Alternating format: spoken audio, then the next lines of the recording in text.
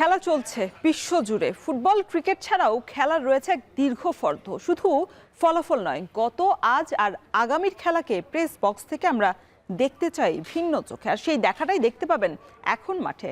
আর সঙ্গে আছি আমি শরীফ রওশন। এক নজরে দেখে নেব ক্রীড়াঙ্গনের সব গুরুত্বপূর্ণ খবরাখবর।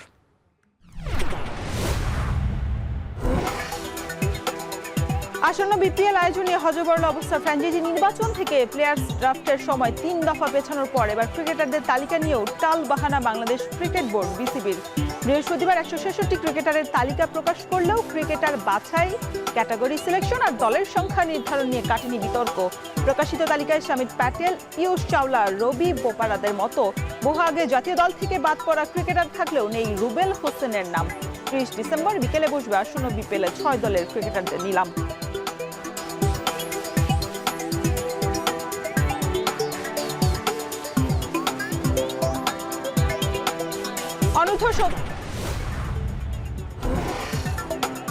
অনূর্ধ্ব 17 এশিয়ান কাপ বাছাই পর্বে শক্তিশালী বাহরাইনের বিপক্ষে মাঠে নামবে বাংলাদেশ ফুটবল দল।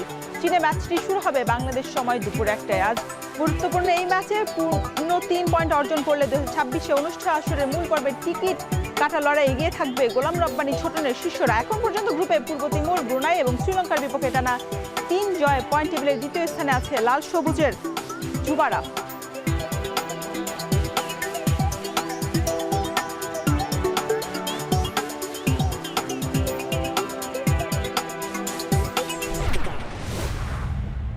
আজ এখন মাঠের আলোচ্য বিষয় প্রাপ্তি অপ্রাপ্তির টেবিল টেনিস। সম্প্রতি সলিডারিটি গেমসে রৌপ্য পদক জিতে আসলে টেবিল টেনিসে বেশ আলোড়ন সৃষ্টি করেছেন। তারা আজ আমাদের অতিথি হিসেবে আছেন জাতীয় টেবিল টেনিস খেলোয়াড় খই সাই এবং জাবেদ আহমেদ। আপনাদের দুইজনকেই স্বাগত এখন মাঠে।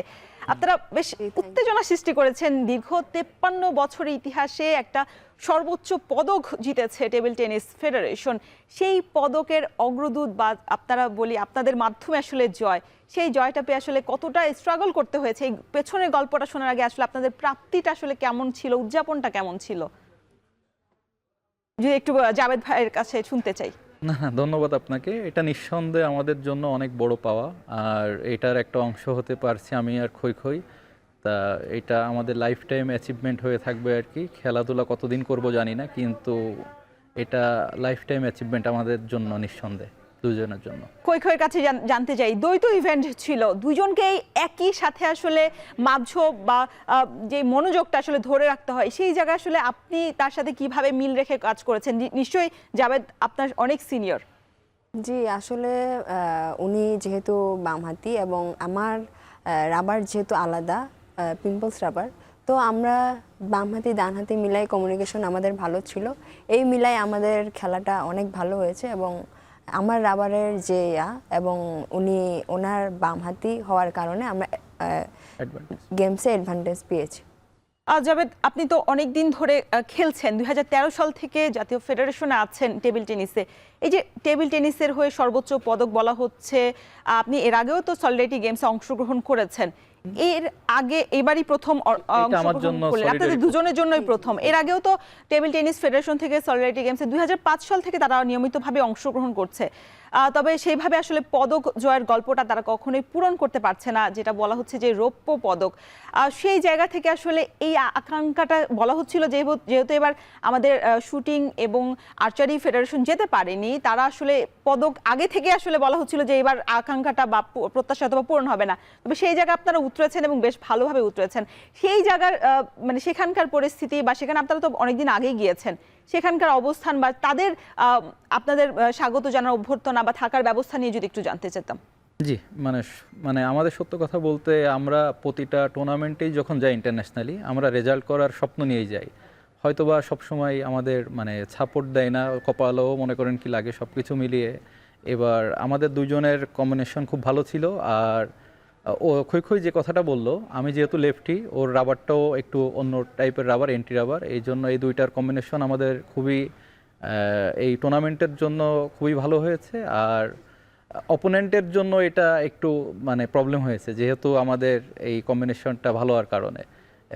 এই সকল কিছু ফ্যাসিলিটি মিলিয়ে আর কি আজকে এই রেজাল্ট। অপোনেন্ট কি বুঝতে পারছিল না আসলে কোত্থেকে কখন অ্যাটাক হবে বা আপনাদের পজিশনটা কেমন হবে, এরকম কি কিছু? মানে অ্যাকচুয়ালি কি মানে ওর যদি প্লেন রাবার থাকতো তাহলে অপোনেন্টের জন্য বুঝতে সহজ হতো, যেহেতু ওর রাবারটাও একটু ডিফারেন্ট টাইপের আর আমিও লেফটি, সো আমাদের দুইজনের কম্বিনেশনে অপোনেন্টের জন্য এটা প্রবলেম হচ্ছিল।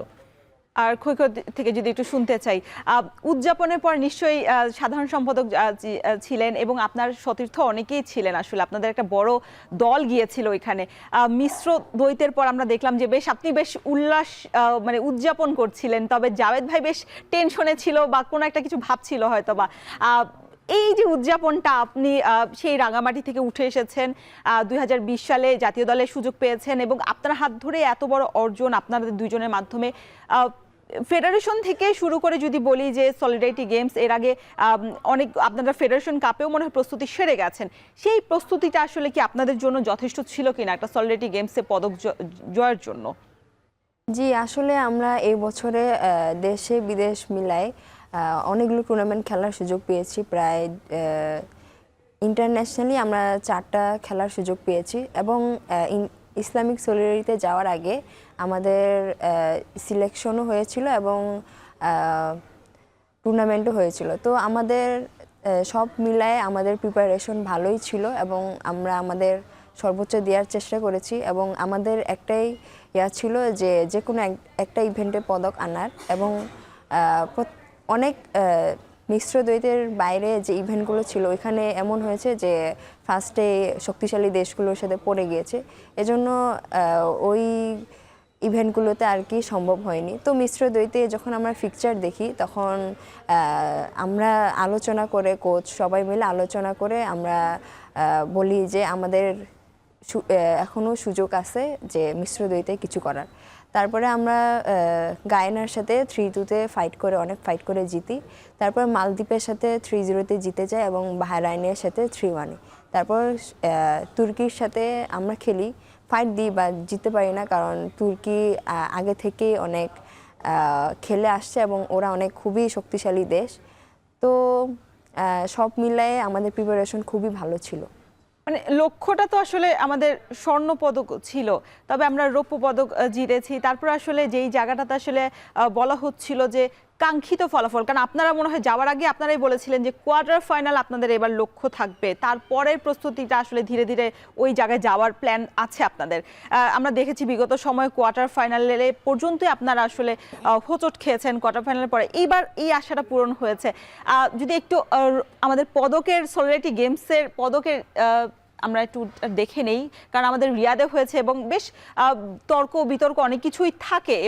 এবার আমরা দেখেছি যে ভারোত্তোলনে আমরা 3টা পদক পেয়েছি এবং একজনই কিন্তু 3টা পদক অর্জন করেছে, ইকরা।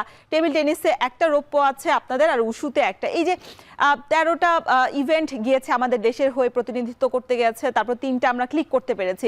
এই 3টা ইভেন্ট নিশ্চয়ই আমাদের জন্য ভবিষ্যতেও আসলে আশার বাণী দেখাবে, নিশ্চয়ই ভালো কিছু দেখাবে। এই স্বর্ণ পদকটা আপনাদের জয়ের স্বপ্নটা আসলে কবে আপনারা ফিক্সড করতে মানে পারবেন? যদি বলি যে 53 বছর অনেক সময় দেশের ইতিহাসে, অন্য জায়গায় অন্য ইভেন্টগুলোতে আমরা খুব দ্রুত গতিতে এগিয়ে যাচ্ছি, এই যে আমাদের পদকের স্বর্ণতে একেবারে আমরা জিরো, এই জিরোটা আমরা আসলে কবে 10 আউট অফ 10 করতে পারবো? এটা আমি মনে করি আসলে আমাদের ফ্যাসিলিটিটা আরও বাড়ানো উচিত মানে দেশের থেকে, কারণ আমরা এবার যে অনেকগুলা দেশের প্লেয়ারদের সাথে কথা হয়েছে, তা ওদের সাথে কথা বলে যেটা বুঝতে পারি, মানে সলিডারিটি গেমসে অন্যান্য দেশের প্লেয়ারদের সাথে আমাদের কথা হয়েছে, ওদের সাথে কথা বলে যেটা বুঝতে পারছি যে আমাদের আসলে যে ফ্যাসিলিটি আমরা পাই এই ফ্যাসিলিটি দিয়ে আসলে ওই পর্যায়ে কোনো মানে বড় কোনো অর্জন আনা খুবই কঠিন। মানে তারা কি পাচ্ছেন আর আপনারা কি পাচ্ছেন না, কারণ সব সময় তো দেশের ফেডারেশন বলে থাকে যে তাদের সর্বোচ্চটা দেওয়ার চেষ্টা করে, মানে পার্থক্যটা আসলে কোন জায়গাটাতে? পার্থক্যটা আসলে আমাদের তো ফেডারেশন থেকে আমাদের কোনো বেতনের কোনো ব্যবস্থা নাই এখন পর্যন্ত, আর আমাদের আসলে এই লিগও ঠিক বছরে টাইম টু টাইম হচ্ছে না। এটাও যদি আমাদের হইতো তাহলে হয়তো ফেডারেশনের প্লেয়ারগুলা অন্তত ফাইন্যান্সিয়ালভাবে সলভেন্ট থাকতো। আর ব্যাপারগুলো আমাদের চাকরিরও ওইভাবে কোনো ব্যবস্থা নাই। আপনার যেমন ইন্ডিয়ায় চাকরির ব্যবস্থা আছে, একটা লেভেল পর্যন্ত খেলতে পারলে আপনি চাকরি 100% আপনি পাচ্ছেন। সো এই দিকগুলোতে আমরা অনেক পিছিয়ে আছি, কারণ একটা প্লেয়ারের যখন দিন শেষে পিছনে তাকিয়ে দেখবে মানে তার লাইফের ওই সিকিউরিটিটা পাচ্ছে না, তখন আপনি তার থেকে 100% এফোর্টটা আশা করলেও আপনি নিতে পারবেন না। সো আমাদের মনে করি এইটা যেহেতু টেবিল টেনিসে একটা অর্জন হয়েছে, তার মানে আমাদের আনা আরও সম্ভব, আরও ভালো কিছু করা সম্ভব। কিন্তু আমাদের সরকার থেকে, ফেডারেশন থেকে, এনএসসি থেকে, ইভেন আপনার অলিম্পিক থেকে এই জায়গাগুলো অবশ্য ফোকাসে আনা উচিত যে টেবিল টেনিসে এমন ক্রিকেটের মতো যেমন অনেক বড় টিম বা ফুটবলে অনেক বড় টিম, আমাদের টেবিল টেনিসে কিন্তু অনেক ছোট টিম, মানে 3-4 জন নিয়ে হলো আপনার ন্যাশনাল টিম গঠন হয় এবং জায়গাও কম লাগে প্র্যাকটিসের জন্য। ইভেন জায়গাও কম লাগে, সবকিছু মিলিয়ে আমাদের কিন্তু ওই লেভেলের মানে আমাদের পিছনে খরচও করতে হয় না আসলে। এই জায়গাগুলো আমি মানে রিকোয়েস্ট রাখবো সরকারের কাছে যে টেবিল টেনিসটাকে আপনারা একটু ফোকাসে আনলে এরকম রেজাল্ট সবসময় আনা সম্ভব, ইভেন এর থেকে ভালো কিছুও করা সম্ভব আমি বলে মনে করি। মারমা থেকে একটু শুনতে চাই, রাঙামাটি থেকে উঠে এসেছেন, এমনি তৃণমূল পর্যায় থেকে আসলে দেশের ক্রীড়াঙ্গনে খুব বেশি উঠে আসতে দেখা যায় না ফুটবল ছাড়া অন্যান্য ইভেন্টগুলোতে। সেক্ষেত্রে আপনি উঠে এসেছেন, নিশ্চয়ই আপনার একটা ভবিষ্যৎ পরিকল্পনা নিয়ে এসেছেন বা আগ্রহের জায়গা তৈরি হয়েছে কোনো কারণে। সেই জায়গা আসলে ফেডারেশন আপনার ওই জায়গাতে আসলে পূরণ করতে পেরেছে কিনা এই 5 বছরের মধ্যে, যে আপনি আসলে যেই জায়গায় যেতে যাচ্ছেন সেই জায়গায় যাওয়ার জন্য তো কিছু প্রতিবন্ধকতা থাকে, সেই প্রতিবন্ধকতা কাটাতে যে সহযোগিতাটা পাওয়ার কথা একজন খেলোয়াড়ের, সেই সহযোগিতাটা কি পাচ্ছেন কিনা ফেডারেশন থেকে? আসলে ফেডারেশন থেকে তো তাদের সর্বোচ্চ দিয়ে চেষ্টা করে, কিন্তু সব কিছু হয়ে ওঠে না। তো আমরা সব কিছু যেভাবে চাই বাইরের দেশে গিয়ে দেখি, মানে কোচ, তারপরে ফিজিও, মানে যেমন ফ্যাসিলিটিস আমাদের ওরকম নাই, ফরেনার কোচ নাই। এবং দেশের মধ্যেও কোচ এই বছরে 2-3 বার গেলাম, ওইখানে কোচ হয়েছে, চেঞ্জ হয়েছে 2-3টা। তো আমার মনে হয় যে পার্মানেন্ট কোচ রাখা দরকার ফেডারেশনের, এবং 2-3 বছরের জন্য, এবং ন্যাশনাল টিমে যারা যাবে তাদের জন্য আলাদাভাবে ফোকাস করা দরকার, যেটা আমাদের ক্যাম্পে হয় না। ক্যাম্পে তো আরও অনেকজনই থাকে, তো ন্যাশনাল টিমে মানে শুধু ন্যাশনাল টিমে যারা যাবে বাইরে খেলতে তাদেরকে আলাদাভাবে ফোকাস করলে আমরা আরও ভালোভাবে ভালো কিছু দিতে পারবো আর কি দেশ। মানে আপনি বলতে চাচ্ছেন যে যেভাবে আসলে জাতীয় দলকে নিয়ে একটা প্ল্যান করা বা বয়স ভিত্তিক দল একটা প্ল্যান করা, দীর্ঘমেয়াদী যে প্ল্যানটা ফেডারেশনের, সেটা আসলে আপনারা এখন পাচ্ছেন না। সেই কারণে আসলে আপনাদের যে আশা থাকছে প্রত্যেকটা টুর্নামেন্টে, সেই আশা আসলে শত ভাগ দিতেও পারছেন না। জাভেদ ভাই বলছিলেন একটা কথা, যে এই যে বেতন, নিয়মিত বেতন হওয়া, ইন্টারন্যাশনাল ম্যাচ খেলা, ম্যাচ ফি পাওয়া, সেই জায়গাতে আসলে শুধু ক্রিকেট বা ফুটবল আমরা দেখে থাকি অনিয়মিত হয়ে যায়, আর সেখানে টেবিল টেনিস তো একেবারেই আশার বাইরে বা একেবারে মানে মাত্রার বাইরে। সেই জায়গাটাতে মানে আপনারা কখনো এই আওয়াজ তুলেছেন কিনা যে আপনাদের চুক্তির আওতায় আনার বিষয়টি বা নিয়মিত বেতন, নিয়মিত ইন্টারন্যাশনাল ম্যাচ ফি দেওয়ার জন্য কখনো আওয়াজ তুলেছেন আপনারা? এখন আমরা চাইলেও হয়ে ওঠে না, কারণ আমরা আগে ভালো কোনো রেজাল্ট দিতে পারি নাই, যার কারণে কি বলবো, মানে সব কিছু চাইলেও হয় না। মানে এখন দেশকে, সরকারকে তো আমাদের ভালো রেজাল্ট দেখিয়ে তো তারপর আমরা কিছু নিতে পারবো এখন, এবং ফেডারেশন সর্বোচ্চ চেষ্টা করে, তারপরও হয়ে ওঠে না। এবং আমরা কি বলবো, জাতীয় চুক্তির যে বিষয়টা, সেই জায়গাটা থাকলে তো আসলে একটা ভবিষ্যৎ নিরাপত্তা যে নিশ্চিত হওয়া, সেই জায়গাটা নিরাপত্তা নিশ্চিত হলে আপনারা খেলাতেও কনসেন্ট্রেশন করতে পারবেন। সেই জায়গাতে কখনো কথা হয়েছে ফেডারেশনের কর্তৃপক্ষের সাথে? জি, আমরা ন্যাশনাল টিমে যারা ক্যাম্পে থাকি তারা সবাই বলেছি, এবং ফেডারেশন থেকে বলে যে অলিম্পিক থেকে মানে এখন আপাতত এসএ গেমসের ক্যাম্পটা স্থগিত আছে।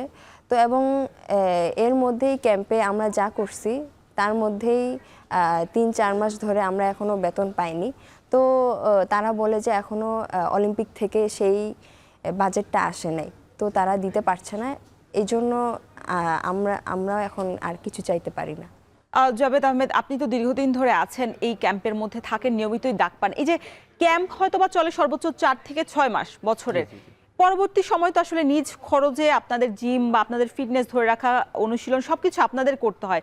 সেই জায়গাতে যখন বেতনটা অনিয়মিত হয়ে যায়, ওইটা অনেক বেশি চ্যালেঞ্জিং হয়ে যায় না একজন খেলোয়াড়ের জন্য? বিশেষ করে আমরা তো আসলে মানে সব ফেডারেশনে তো ধনাঢ্য পরিবার থেকে উঠে আসে না, সেই ক্ষেত্রে ওইটা আর একটু বেশি খেলোয়াড়দের মানে মান রক্ষার ক্ষেত্রে চ্যালেঞ্জিং হয়ে যায় কিনা? জি জি, আপনি যদি মানে ফ্যাসিলিটির দিকে তাকান আর যদি রেজাল্টের দিকে তাকান, তাহলে আমরা অনেক বড় অর্জন করে ফেলছি। মানে এই অর্জনটা ফ্যাসিলিটির তুলনার সাথে আপনি যদি রেজাল্টের মানে কম্পেয়ার করেন, তাহলে এই রেজাল্ট আপনার আনার কথা না বাংলাদেশে। সো এটা উপর আল্লাহরও একটা রহমত ছিল। আর আমরা এটা সবসময় বলে আসছি ফেডারেশনের সাথে যে আমাদের আরও কিভাবে ফ্যাসিলিটি ক্রিয়েট করা যায়, কারণ এভাবে একটা মানুষের, আমি প্রথমেই বলতেছিলাম আপনাকে, একটা মানুষের লাইফের যখন আপনি সিকিউরিটি মানে না দিতে পারবেন, তার থেকে আপনি 100% এফোর্ট চাইলেও নিতে পারবেন না। সো এই জিনিসগুলো নিয়ে আমাদের সবসময় কথা হয়। এখন আমাদের ফেডারেশনে যিনি আছে সনেট ভাই, আমাদের সেক্রেটারি, তা উনিও এই বিষয়ে খুবই তৎপর আছে। উনি চেষ্টা করছে আমাদের জন্য কতটুকু কি করা যায়। আর সবসময় একটা কথা মানে হয়েছে যে তোমরা একটা রেজাল্ট করো, তাহলে হয়তো বা সরকারের ফোকাস বা অন্যান্য স্পন্সর নেওয়ার ক্ষেত্রে ওনাদের জন্য সুবিধা হবে। মানে আগে রেজাল্ট না আগে সুযোগ সুবিধা, কোনটা আসলে আগে পাওয়া উচিত? 100% আগে আপনার সুযোগ সুবিধা পাওয়া উচিত, তারপরে আপনার রেজাল্ট আশা করা উচিত। সো কিন্তু বাংলাদেশের যে প্রেক্ষাপট বা সবসময় আপনার সব কিছু হয় না নিয়ম অনুযায়ী। সো ওনারাও চেষ্টা করে, হয়তো বা ওনাদেরও রেজাল্ট ওইভাবে আপনার একটা স্পোর্টসে যদি মানুষজন না মানে ক্রেজটা তৈরি হয়, সেই স্পোর্টসে মানুষ টাকা ইনভেস্ট করতেও আসলে ওইভাবে স্বাচ্ছন্দ্য বোধ করে না। সো এখন যেহেতু একটা রেজাল্ট হয়েছে, আমি মনে করি সামনে হয়তো বা আমরা কতটুকু ফ্যাসিলিটি পাবো আমরা জানি না, কিন্তু নেক্সট জেনারেশন যেন ভালো কিছু পাই এটার আশা সর্বদাই করি আমরা দুজনই। কথা হচ্ছিল জাতীয় টেবিল টেনিস খেলোয়াড়রা আসলে কতটুকু সুযোগ সুবিধা পান, প্রাপ্তি অপ্রাপ্তির যোগফলটা কতটা মিলাতে পারলো তাদের 53 বছরের ইতিহাসে। আমাদের সাথে উপস্থিত আছেন খই খই শাই এবং জাবেদ আহমেদ। কথা হচ্ছিল যে আপনারা যতটুকু সুযোগ সুবিধা পেয়েছেন তার থেকেও আপনাদের যে অর্জন সেটা আপনারা আসলে বেশ উল্লাসের সাথে আসলে উদযাপন করছেন। এটা খুব স্বাভাবিক ব্যাপার, কারণ আপনারা যতটুকু সুযোগ সুবিধা দেওয়া দরকার ছিল ফেডারেশন বা যারা আসলে দেশের সর্বোচ্চ এনএসসি, যাদেরকে আসলে আপনাদের কর্তা বলা হয় বা আপনাদের অভিভাবক বলা হয়, তাদের থেকে আসলে আপনারা কতটুকু সুযোগ সুবিধা পেয়েছেন বিগত সময়ে? যতটুকু অর্জন সলিডারিটি গেমস আপনারা বলছেন যে এবার আপনাদের রৌপ্য আসলে সর্বোচ্চ, এরপরে আসলে এনএসসি থেকে আপনাদের জন্য মানে আপনাদেরকে উল্লাসিত বা আপনাদের ইন্সপায়ার করার জন্য কি কখনো কোনো প্রাইজ মানি ঘোষণা করেছে এবার? আমরা এখন পর্যন্ত আর কি এনএসসি থেকে কোনো ঘোষণা পাই নাই। আমরা অলিম্পিক থেকে একটা ঘোষণা দিয়েছে আর আমাদের ফেডারেশন থেকে একটা ঘোষণা দিয়েছে। আর আমাদের এখনও টেবিল টেনিসের প্রেসিডেন্ট স্যারের থেকেও এখনও কোনো ঘোষণা আসে নাই। আমরা আশা করছি আর কি এনএসসি থেকে, যুব ক্রীড়া মন্ত্রণালয়ের থেকেও একটা ভালো একটা রেসপন্স পাবো আমরা। তা আমরা আশাবাদী, যেহেতু টেবিল টেনিসের এখন পর্যন্ত এটা সর্বোচ্চ রেজাল্ট, অন্তত এই রেজাল্টটাকে ওনারা ওইটুক মূল্যায়ন দিবে, এটা আমাদের বিশ্বাস। মানে আশা করেছিলেন, তবে সেই আশা ঘুরে বালি হয়ে গেছে। কারণ আমরা বিগত সময় দেখেছি যে অন্যান্য ফেডারেশনগুলো যখনই আসলে ভালো কীর্তি করেছে তখনই আসলে তাদেরকে একটা উল্লাসিত বা তাদেরকে আরেকটু বেশি অনুপ্রাণিত করার জন্য তাদের জন্য প্রাইজ মানি ঘোষণা করে থাকে এনএসসি। আমরা বিগত সময়ে দেখেছি যে বাংলাদেশ ভারত যে এশিয়ান কাপ বাছাই পর্বে ম্যাচ হয়েছে তখনও কিন্তু ক্রীড়া পরিষদ যে আসিফ মাহমুদ সজীব ভুঁইয়া ছিলেন, তিনি 2 কোটি টাকা প্রাইজ মানি ঘোষণা করেছেন। আমরা একটু দেখতে চাই আসলে বিগত সময়ে কাদেরকে আসলে প্রাইজ মানি দিয়েছে। যেটা বলছিলাম যে ভারতকে হারানোর যে সফলতা, সেজন্য কিন্তু 2 কোটি টাকা পুরস্কারের ঘোষণা তাদেরকে দেওয়া হয়েছে পুরুষ ফুটবলের। এরপর যদি দেখি নারী এশিয়ান কাপ বাছাই পর্বে যখন জুন মাসে সাফল্য অর্জন করেছিল ঋতুপর্ণা সাগরিকারা, তখনও তাদেরকে অর্ধ কোটি টাকা পুরস্কারের ঘোষণা দিয়েছে এনএসসি তাদের জন্য। এবং নারী কাবাডি দলের ব্রোঞ্জ পদক সম্প্রতি সময় আমরা দেখেছি যে বিশ্বকাপের আগে তারা যখন এই ব্রোঞ্জ পদক অর্জন করেছে তাদের জন্য 25 লাখ টাকা পুরস্কার বরাদ্দ দেওয়া হয়েছিল এবং তারা বুঝেও পেয়েছিল খুব দ্রুত সময়ের মধ্যে। এবং এশিয়ান আর্চারিতে পদকের সুবাদে 10 দল, তাদের মধ্যে 10 লাখ টাকা আসলে পুরস্কার বুঝিয়ে দেওয়া হয়েছে। এবং যুব হকিতে সম্প্রতি সময়ে ব্রোঞ্জ জেতায় নারী দলকে 21 লাখ টাকা পুরস্কার দেওয়া হয়েছে। এবং যুব এশিয়া কাপ জয় ক্রিকেটারদের আসলে বাদ পড়েনি, ক্রিকেটাররা তাদেরকে অর্ধ কোটি টাকা পুরস্কার দিয়েছে এনএসসি তরফ থেকে। এই যে সবগুলো ফেডারেশনই মোটামুটি দেখা যায় যে ফুটবল থেকে ক্রিকেট, হকি, কাবাডি সবাই আসলে এনএসসির পুরস্কারের মধ্যে আসলে রয়েছে এবং তাদের যে উদযাপন সেই উদযাপনে তারাও আসলে যুক্ত হয়েছেন। তবে আপনারা কেন এখনো এনএসসির এই পরিকল্পনা থেকে পিছিয়ে আছেন? এখানে আসলে ক্ষয় মারমা আশাহত হয়েছেন কিনা, বা আসলে এই জায়গায় আরো একটু বেশি এনএসসির তদারকি বা মনোযোগ আশা করছিলেন কিনা? আসলে আমরা চেয়েছিলাম, যেহেতু এটা টেবিল টেনিসের ইতিহাসে এত বড় একটা রেজাল্ট, তো আমরা চেয়েছিলাম এনএসসি অলিম্পিক থেকে যেহেতু ঘোষণা দেয়া হয়েছে এবং ফেডারেশন থেকেও, তো এনএসসি থেকেও চেয়েছিলাম কিছু একটা ঘোষণা দিক বা সংবর্ধনা দিক, কিন্তু আমরা এখনও পাইনি। এবং যখন দেখলাম যে এশিয়ান চ্যাম্পিয়নশিপে আর্চারিতে পুরস্কারের ঘোষণা দিল, তো তখন আমরা একটু আশাহত হয়েছিলাম যে আমরা এত বড় একটা রেজাল্ট করে আসলাম কিন্তু এখনো পর্যন্ত কোনো কিছুই পেলাম না। তো আমরা আশা করি এনএসসি আমাদের জন্য কিছু করবে। মানে এই অর্থটা তো আসলে আপনাদের সুযোগ সুবিধা বাড়ানোর ক্ষেত্রে আসলে ফেডারেশনগুলো ব্যবহার করে থাকে। আমরা বিগত সময় দেখেছি যে নারী কাবাডিতে যখন তারা 25 লাখ টাকা পেয়েছিল, তখন সেই টাকাটা আসলে তাদেরকে নেপাল ট্যুরে যাওয়ার পেছনে খরচ করতে হয়েছিল ফেডারেশনকে, কারণ বলা হচ্ছিল যে আর্থিক সংকটে থাকা দেশের ফেডারেশনগুলো যখন মানে এই যে সুযোগ সুবিধা দিতে আসলে খেলোয়াড়দের সঠিকভাবে পারে না, তখন এনএসসি বা সরকার বা অন্য যখন স্পন্সর প্রতিষ্ঠান থেকে এই অর্থগুলো আপনাদের সুবাদে আসে, তখন এইগুলো দিয়ে আসলে আপনাদের আরও একটু মান উন্নয়নের কাজ লাগানো হয়। সেই জায়গায় আসলে এনএসসির মনে হয় না যে এনএসসি মানে আপনাদের দিক থেকে নজরটা আসলে অন্য জায়গায় তারা দিয়ে দিয়েছে? কারণ এই অর্থটা তো আসলে তাদের একটা বরাদ্দই থাকে প্লেয়ারদের উল্লাসিত করার জন্য।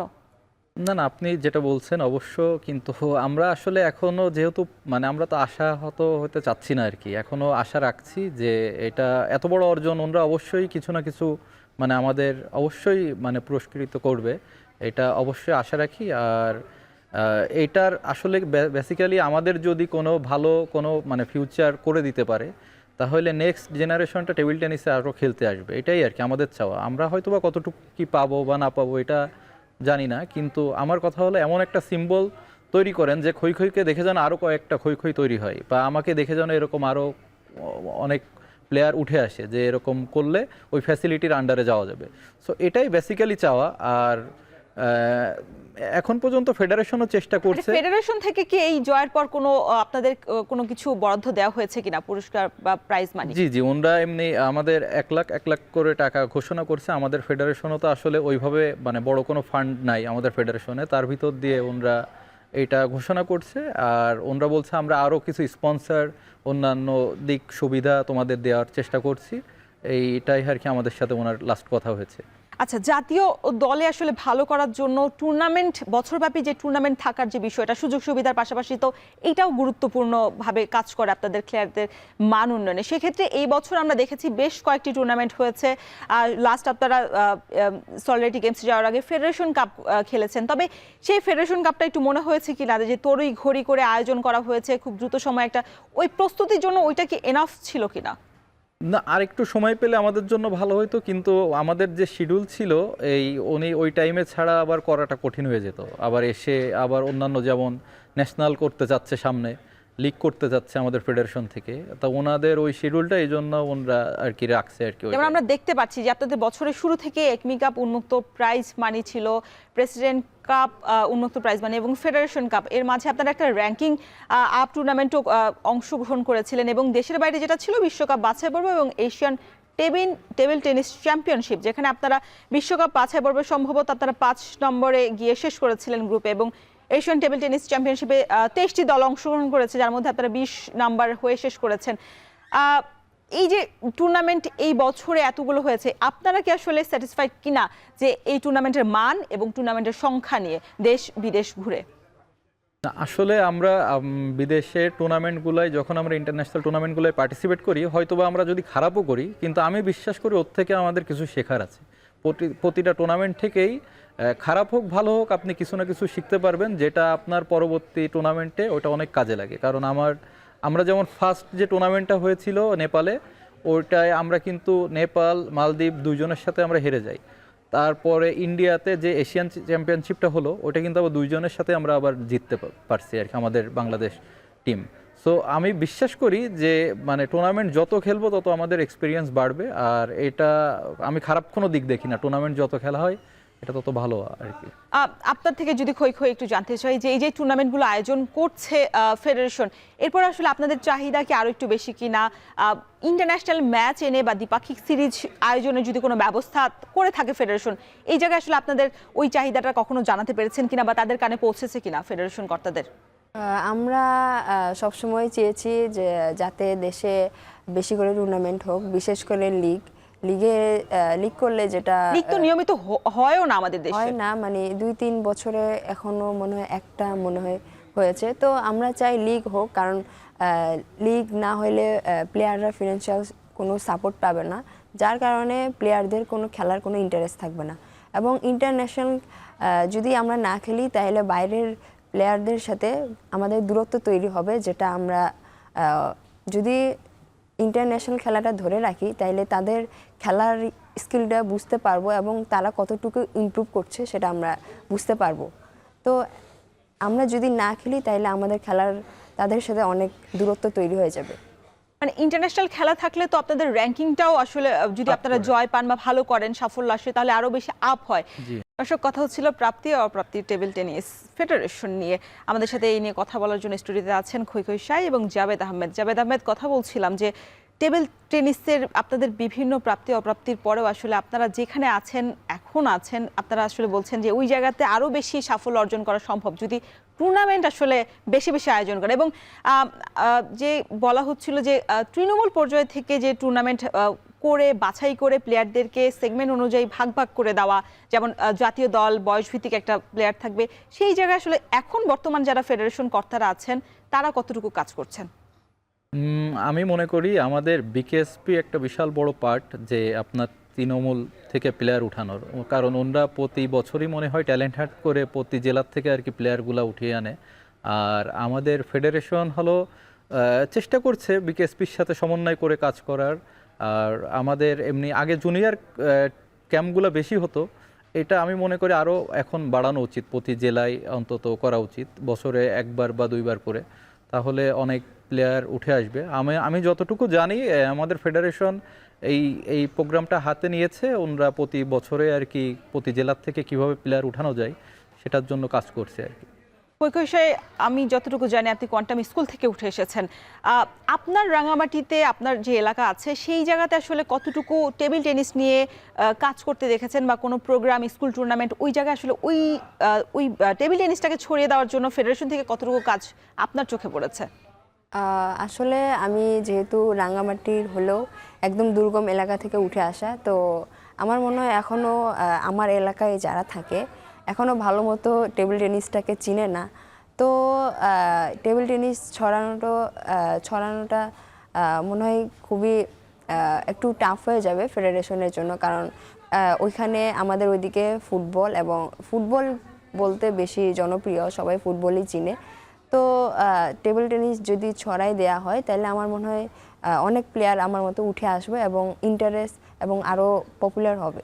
মানে ফুটবলের যখন জনপ্রিয়তা তুঙ্গে সেই সময় এই কাজটা করা নিশ্চয়ই কঠিন স্বাভাবিকভাবেই। সেই ক্ষেত্রে ফেডারেশনের পাশাপাশি ক্লাবগুলোর আসলে দায়িত্ব আছে কিনা আপনাদের নিয়ে কাজ করা? আপনি কখনো ক্লাবে কখনো খেলেছেন কিনা, সেই অভিজ্ঞতাটা যদি একটু জানতে চাই। সেই মানে ক্লাবের কর্তাদের আচরণ কেমন আপনাদের সুযোগ সুবিধার ক্ষেত্রে?